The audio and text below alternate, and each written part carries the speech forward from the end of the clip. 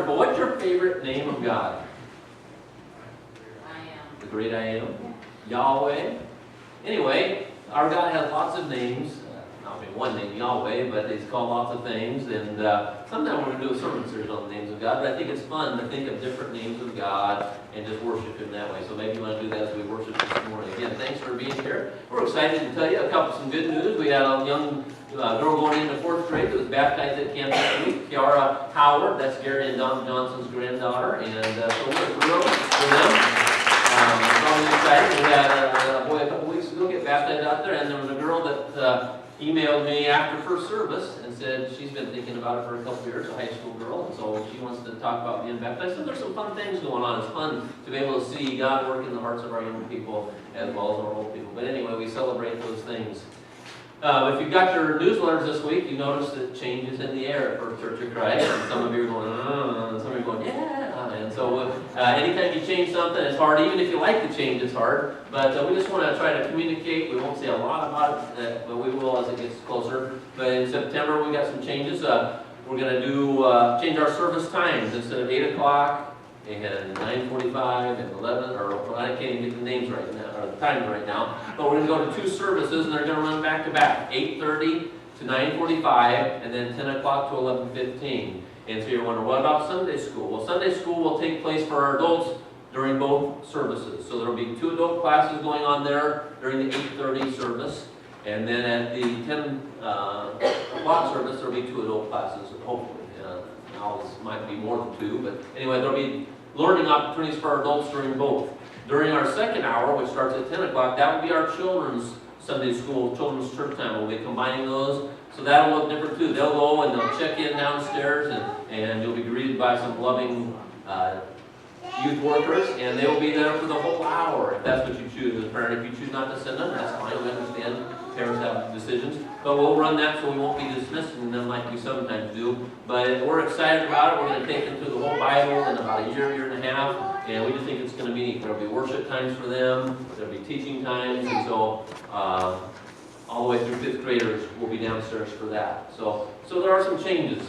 Won't be a perfect setup, but the reasons for some of those changes is we really want to try to reach out to our younger families, and we think this setup might be better. We don't know that, we're just trying it. And so if you have input, we're sure willing to listen, but we're going to give it a go. If it doesn't work, guess what? We're back to doing it this way. There's nothing wrong with doing it this way. But we just looked at how many children we're reaching, and we thought, you know what, we can do better than that. We'd like to do better than that. So we want to try to make it easier for our parents. And maybe this will help, maybe it won't. But that's our desire, is to grow that, and we think we're going to call it Kids Zone. That'll be downstairs during that second hour. We don't have enough people to man it during the first hour. We don't have as many young children usually at the first hour. But second service, we have a pretty good group. And so, but we're going to say this: attend one and serve one. We'd love for you to attend a service and then serve a service. I had a lady after first service said, you know what?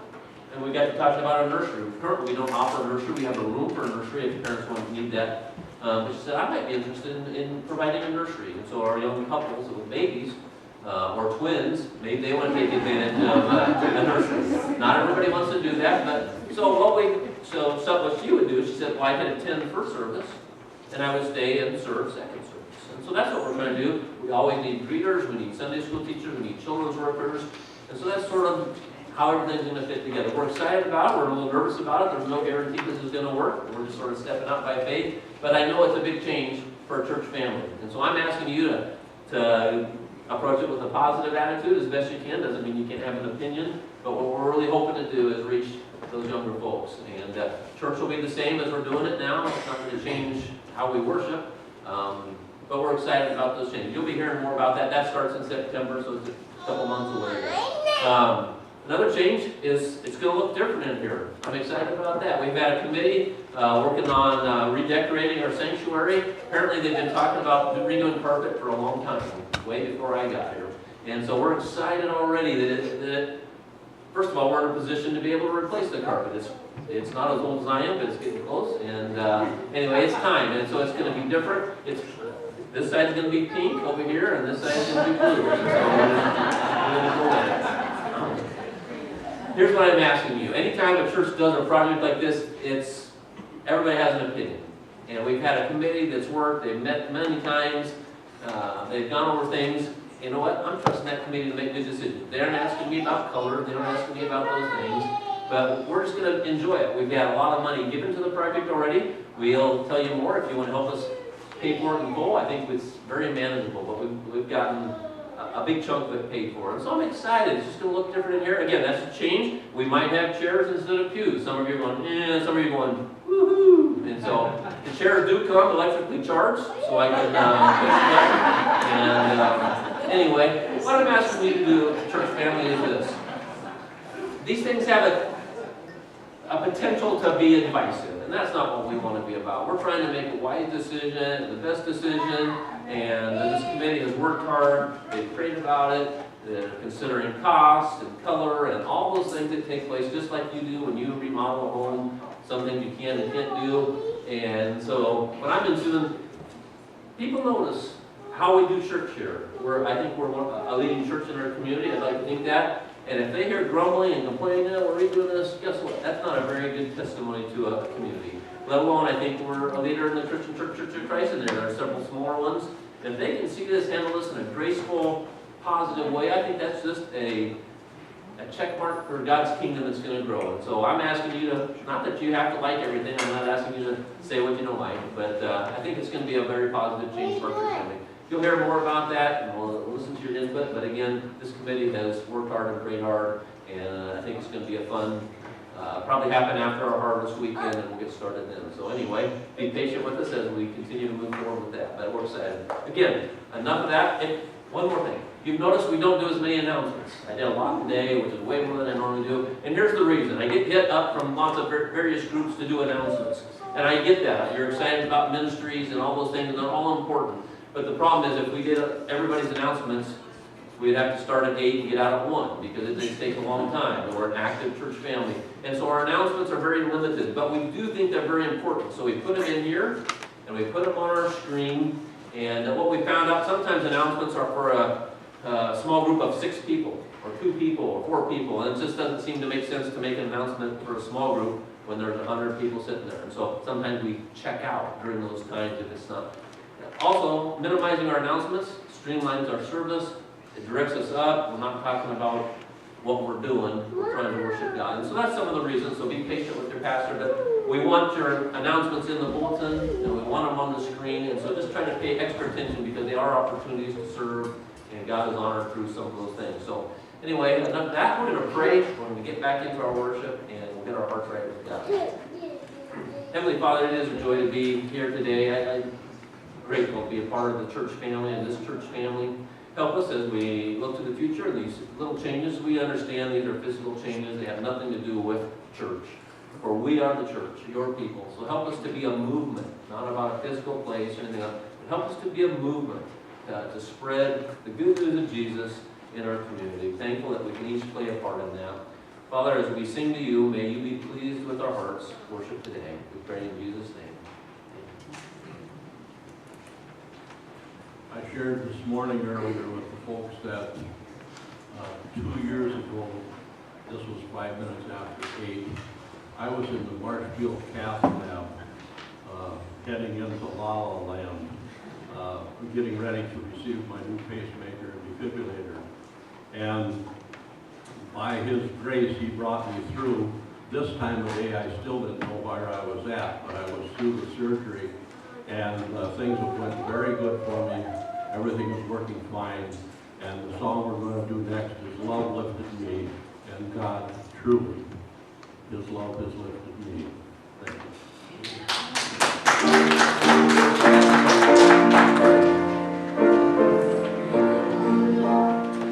I was sinking deep in sin on the peaceful shore, very deeply staying within, seeking to rise no more.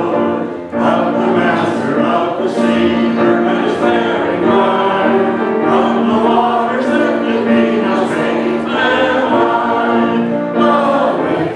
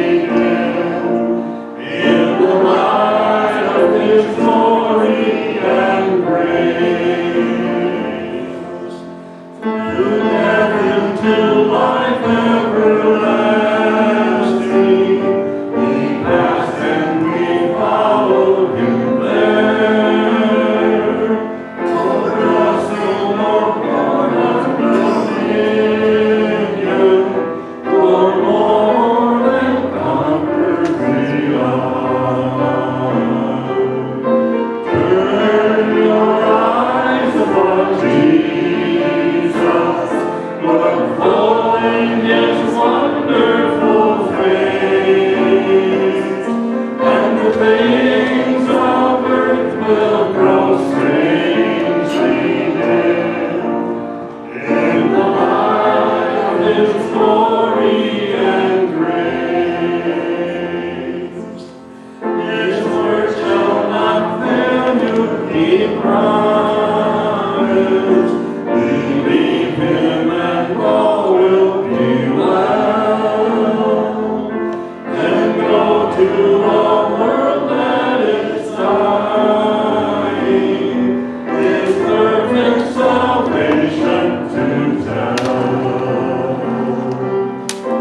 Turn your eyes upon Jesus, look full in His wonderful face,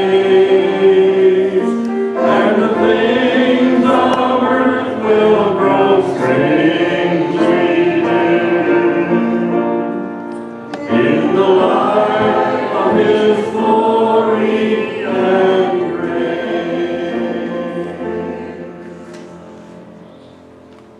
Reading from Hebrews chapter 10. Sacrifices and offerings, burnt offerings and sin offerings, you did not desire, nor were you pleased with them, although the law required them to be made. And then He said, here I am. I have come to do your will. He sets aside the first to establish the second.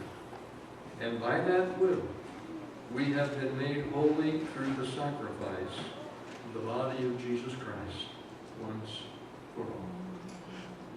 Shall we pray? Father in heaven, we're grateful for an opportunity to assemble together and join our voices in praise and worship as we sing. And we thank you, Father, for the opportunity of gathering about this table, acknowledging the sacrifice that was made, recognizing, Father, the gift that you gave in your Son, the Lord Jesus. And Father, coming to see and to understand that we see in the cup the blood that was shed, we see in the bread the body that was broken.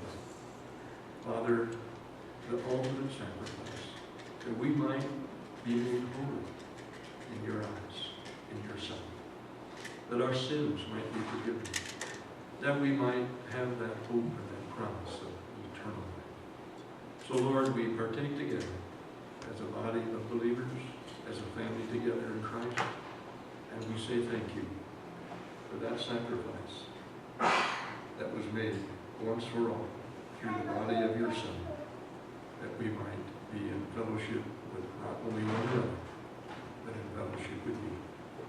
In Christ we pray.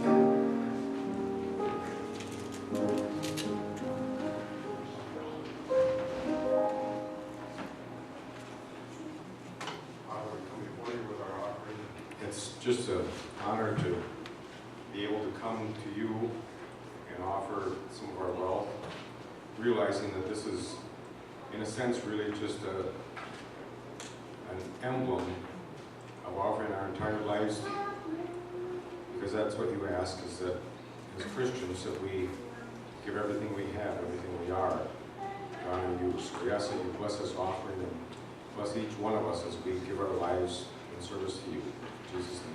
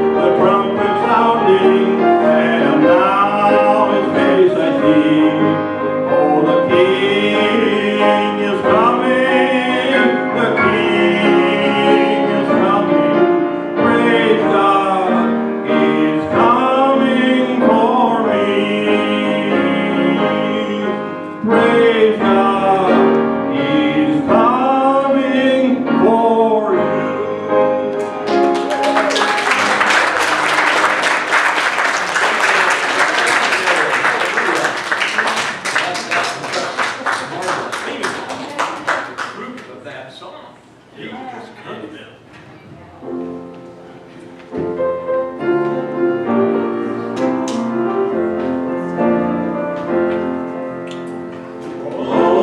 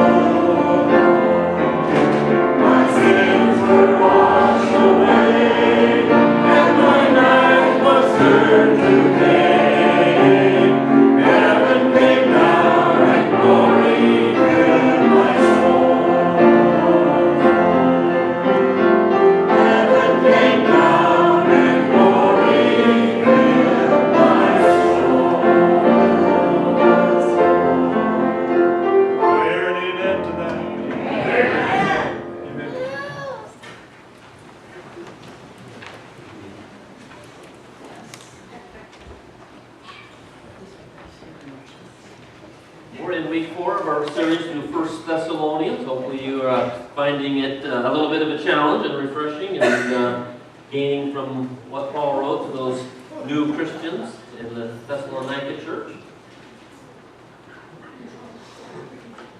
As I got to working on this message today, I thought of the salt of the earth. God calls us to be the salt of the earth. Jesus preached on that in Matthew chapter 5, the salt of the earth, the light of the world. And I love those pictures of who we're supposed to be and how we're supposed to be. The salt of the earth. We're supposed to add flavor. We're supposed to preserve.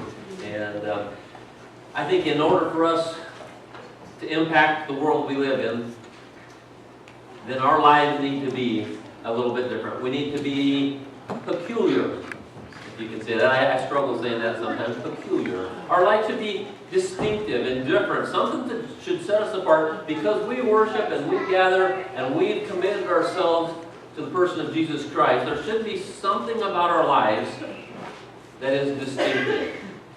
Maybe that's the challenge for you today. Is my life distinctive? Am I different from those who have not made that commitment to Jesus Christ? Is it visible? Are they able to see it in me as I interact through my business dealings, through the school functions I go to, through whatever it is where you interact with the world? Are they able to see somebody, you're all peculiar and odd, but distinctive, something that sets us apart?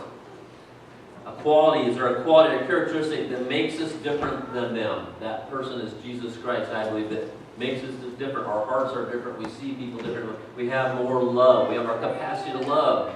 To me, should be greater than those who don't know Jesus. And so that's what we're striving for. Let's pretend we had a debate going over here. This side versus this side. This side, you get to debate that the moral fabric of our country and our society is falling apart. You guys get to argue, no. It's getting stronger. It's getting stronger. The moral fabric of our country is getting stronger. Which side would have it easier? I think it's fair to say that the moral fabric of our country is getting weaker. Just look at mainstream media compared 30, 40 years ago to now. Look at the movies, look at the music, look at the lifestyles people wear, look at the politics. We really don't like the direction it's going, most of us probably. We would say it would be easier to argue that it's spiraling downhill rather than getting stronger. Crime, pornography, abuse, marriage issues, abortion, adultery, terrorism, they all seem to be in our face all the time. And even so, we sort of become desensitized to it. It almost becomes normal. The Bible mentions in Ephesians 4:19 that men will lose all sensitivity, give themselves to all sort of immorality and sensuality, and then lust for more. That sort of sounds like our world. The New Living Translation says they have no sense of shame, for they live for lustful pleasure and eagerly practice every kind of impurity. I hate to say that, but that's not too far from the world we live in. The ESV version, which I like to preach out, says they have become callous and have given themselves to sensuality, greedy to practice every kind of impurity. That just seems to be the norm. That's what people, some families, that's what they practice, and they just do what they want to do when they want to do it. And yet we shouldn't be surprised that the world acts like the world. That's what they know. They have not made a commitment that most in this room have made a commitment to, following the teachings of Jesus Christ and accepting Him as a Savior. That's not what they signed up for. And so we get frustrated and sometimes we get critical, but they haven't made that commitment. And so we shouldn't be surprised that the world acts like the world. That's what they do. Some of you, some of us, came from that mentality. That was what you grew up with. That's what you knew. And you learned through some way. Someone shared Jesus with you. And you were able to put away the old and became new because Jesus became new. And you experienced a grace like you've never known. And all those things that you once did, you put them away, and now you put on Jesus Christ. Some of you lived in that world, and you have strong testimonies. The thing we need to be careful, those of us who have made this commitment to Jesus, we claim to be Christ followers, but sometimes our behavior isn't always peculiar. It doesn't stand out. Sometimes we blend in too much with the world. And in our teaching today, Paul says there should be something distinctive about you because you are Christians now. You're no longer doing what you once did. You've made a commitment. So we're in 1 Thessalonians. Go ahead and turn there if you want. We'll look at the last 3 verses of chapter 3. And it seems like this could be like Paul was wrapping up his letter. It almost sounds like an ending. And this, again, was Paul's first letter that he wrote. So he was probably new at this. But he writes this letter to the church of Thessalonica. And it seems like he's wrapping it up, but that sort of became his style. Even in some of the later letters, he had the same style. Let's read 1 Thessalonians 3, 11 through 13. And see if you agree with me. It sounds like he's wrapping it up. Now may our God and Father himself and our Lord Jesus direct our way to you. And may the Lord make you increase and abound in love for one another and for all, as we do for you. So that he may establish your hearts blameless in holiness before our God and Father at the coming of our Lord Jesus with all his saints. Again, it sounds like he's sort of wrapping it up. Again, it's his first letter. And what he's doing, he blends belief and behavior. Seems like he says those 2 ingredients need to match up as best we can. Nobody's perfect and all that. But sometimes what we do is we tend to go one stronger than the other. We might be more worried about the doctrine and we teach correct doctrine, and yet we're not loving people the way we should. Sometimes it's easy to get legalistic that way. Doctrine is so important. Behavior, doesn't always match up. But other people, they're more worried about living things, but they're teaching the commandments, what God says, that's not important. And what I think Paul does so well is he blends the 2 together. He says, we need to be strong in both. We need to be strong in both. It can be destructive, if going one way too much the other. If our beliefs are strong but our actions don't back it up, we all know people like that. There's no influence in people's lives like that. And so what he says is, blend them both together. For woodworkers, he said, those dovetail, those strengthen each other, those go well together. If you're a baker and you put everything in the blender, you mix them together and they're mixed up, and that's what Paul says. Mix your behavior with your beliefs and become strong that way. And Paul says that. I think he says, I think we can boil this walk that we're on, this Christian walk, to this. To walk and to please God. That's what we're trying to do. I had a professor in Bible college that says, love God and do as you please. And at first I didn't really like that. That's not right. But he shared that as some of us were trying to make lifelong decisions and trying to say, oh, is God calling me here? We're trying to figure out God's will. And he says, love God and do as you please. Some of you are going, is that right? But don't get them out of order. Love God. And when you love God, I think there's freedom to do as you please. I think you can serve him in lots and lots of ways. Love God and do as you please. That's not a license to sin, because if you love God, that's not going to be part of your plan. You're going to try to please him. I'll let you chew on that one. If we're going to make a dent in this world, if we're going to influence and impact our world, a world that seems to be hardened and cold for the things that we believe in, that we hold dear, I think it's fair to say it's not enough for us to believe in God. It's not enough. We have a strong belief. But for us to impact and soften hearts, our lives need to be different. We need to be distinctive. And Paul points that out to these brand new Christians who have received persecution within months of their commitment. So let's go. He challenges them to live very different lives. Let's turn to 1 Thessalonians chapter 4 now.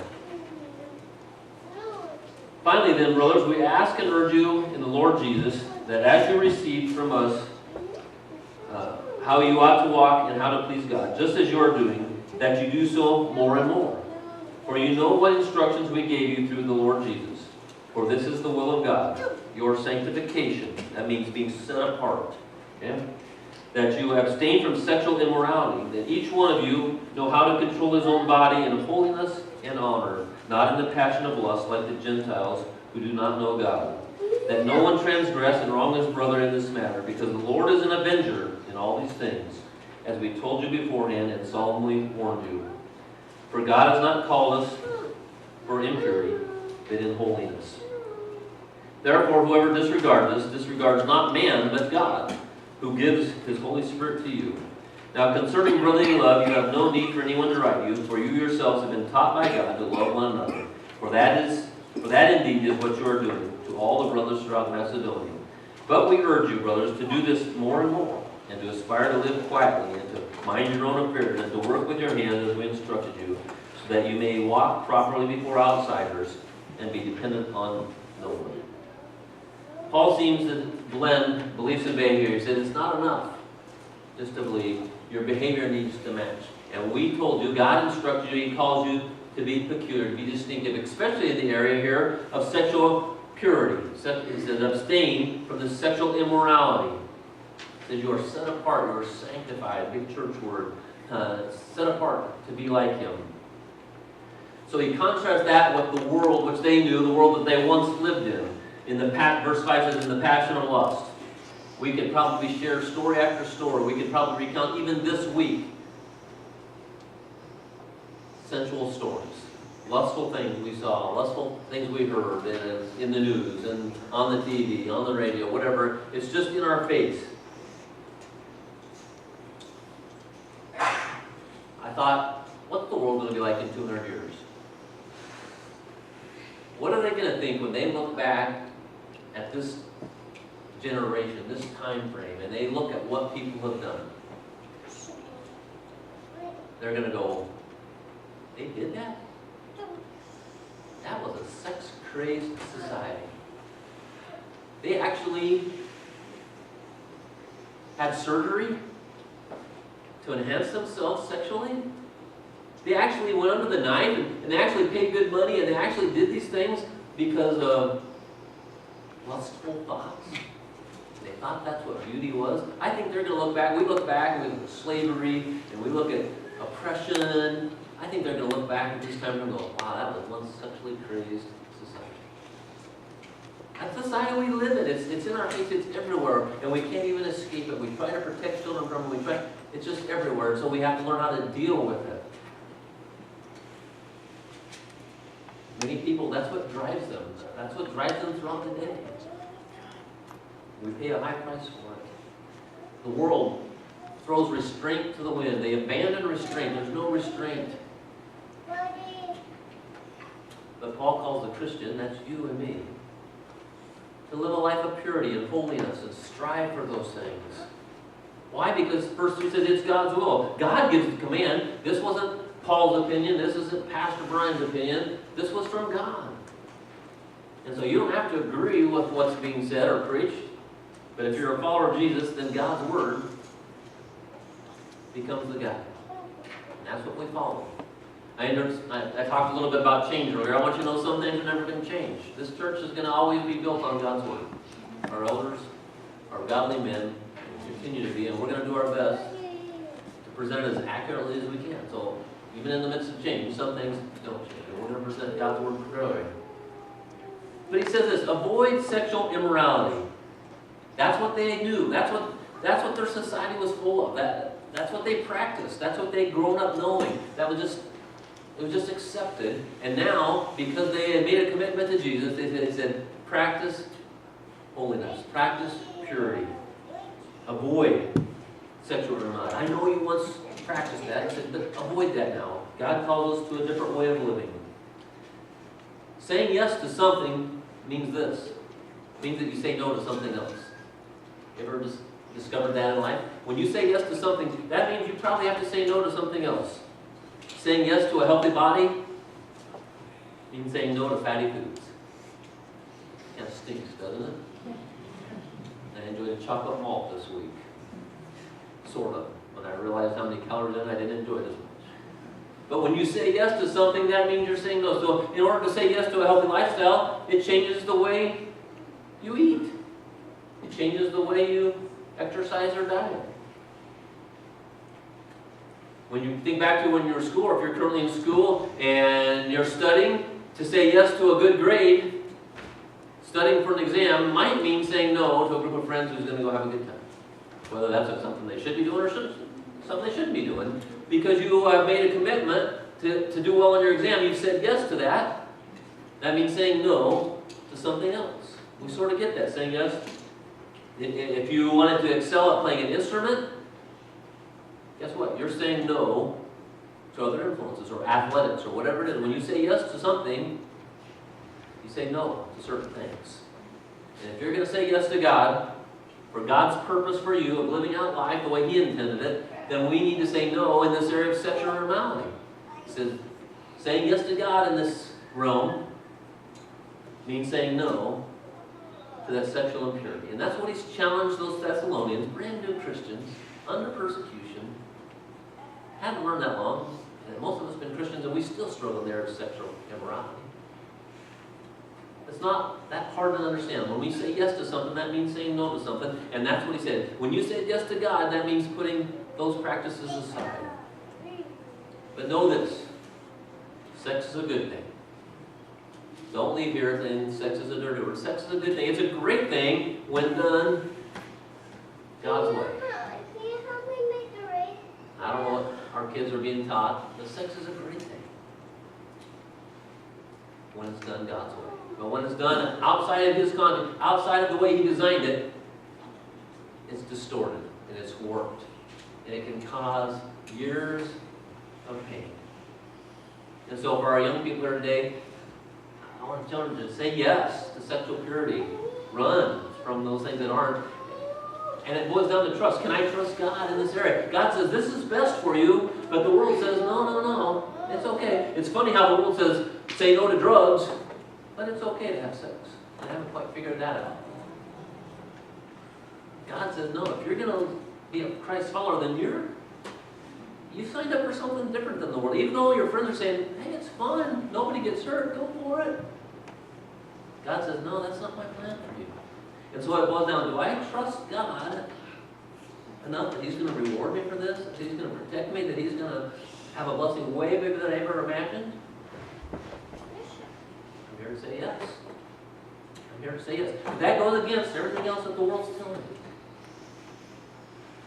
I want to challenge our young people here today who haven't made that marital relationship a part of their experience. The book of Joseph, I love that part. Joseph is this handsome young man, probably in his 20s, and the king's wife, Potiphar's wife, makes a sexual move on him. She finds him attractive, and I'm guessing she was probably hot. Most kings aren't going to go after ugly girls. Okay, let's just call it the way it is. I'm sure she was beautiful and she had the right form. The king wouldn't have given her attention. And so she was a price for this. But she makes a move on Joseph, and Joseph says, thanks, but no thanks. I'm going to serve God. For me to partake in that would be a sin against my God, it says in Genesis. It would be a sin against my God. And so he was called. And so this sexual purity is a real thing back then, and it can be a real thing right now. And Paul calls the Thessalonians out and says, do your best. Maybe you've blown it in the past. We have people in here that have blown it in the past sexually. There's no doubt about that. But God can wipe the slate clean, and He can make something beautiful again. It's not His design. His design is for you to be sexually pure. And so we have to strive for that. Saying yes to God means saying no to that part of our lives. Brings us to a new discussion about being born with sexual preferences. Conversation I didn't know about when I was a kid, but we sure hear about it now. Sexual preferences. Do we get to choose our sexual orientation? Or are we born with tendencies towards male or female preferences? Is it genetics? Is it choice? Didn't know what you signed up for when you came to church today, did you?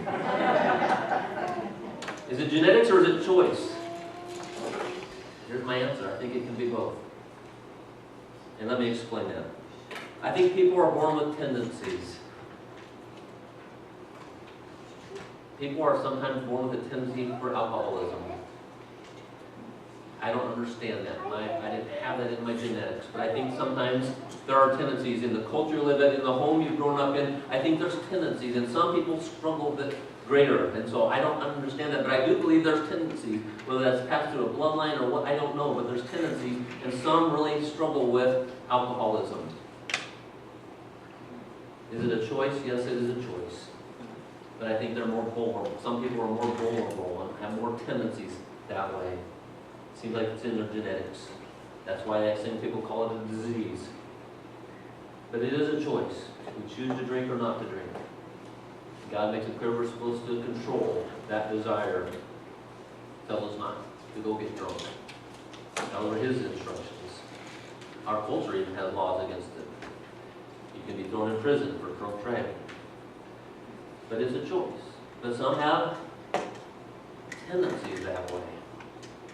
I think some people have tendencies to overeat.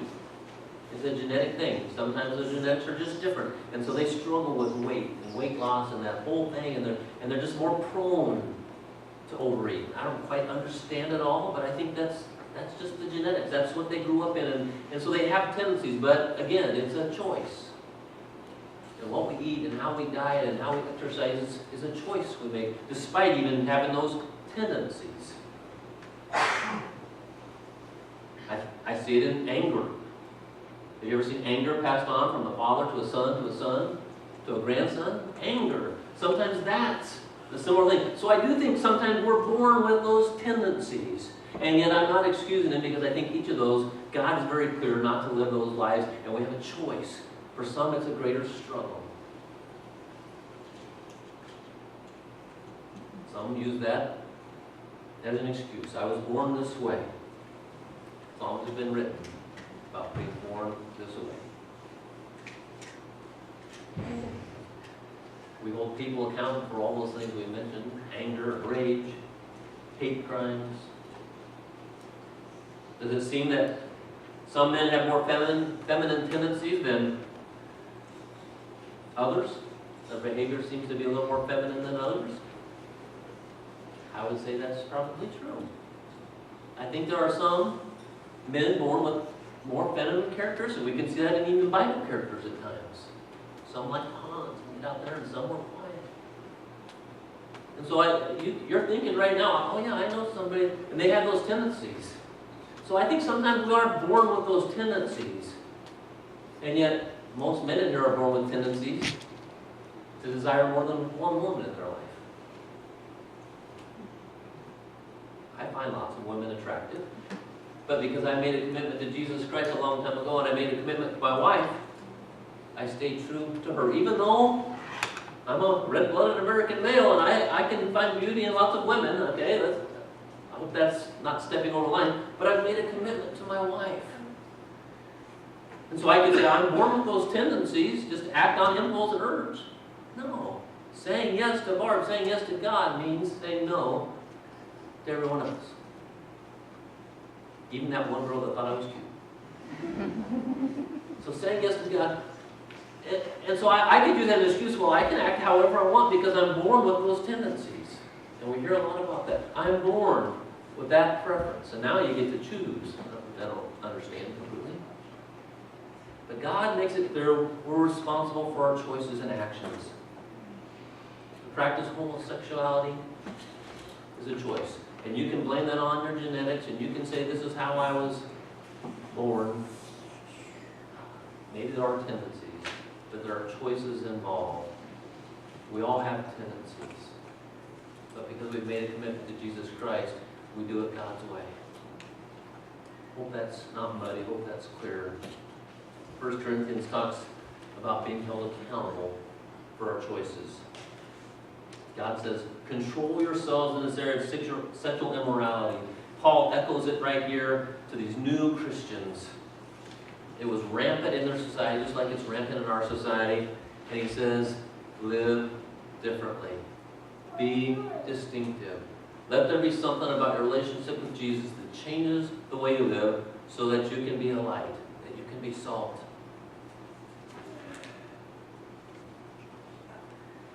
Let's go down to chapter 4, verses 9 through 12. Now concerning brotherly love, you have no need for anyone to write to you, for you yourselves have been taught by God to love one another. For that indeed is what you are doing to all the brothers throughout Macedonia. But we urge you, brothers, do this more and more, and to aspire to live quietly, and to mind your own affairs, and to work with your hands as we instructed you, so that you may walk properly before outsiders, and be dependent on no one. Paul gives this great practical teaching how to live life, how to be different, how to stand out because of the commitment they have to Jesus Christ. He said, you're already known for loving one another. Love one another more and more. Continue down that path. Because when we love one another, the world notices. It's slow sometimes. They don't notice it right away. But I hope people notice that we love one another. That doesn't mean we all agree on the color of the carpet or there's to be pews and chairs. That's us. That's not the church. You're the church. But they see how we handle those things. We want to love one another more. There's also some great words, verse 11 and 12. It says, if you're going to have impact and credibility, then you need to have a good work ethic. Lead a quiet life. Don't stir things up. Don't be angry. Work with your hands is what he's saying here. Back then it was sort of frowned upon to work with your hands. Slaves did that. But Paul said, don't be too prideful to work with your hands.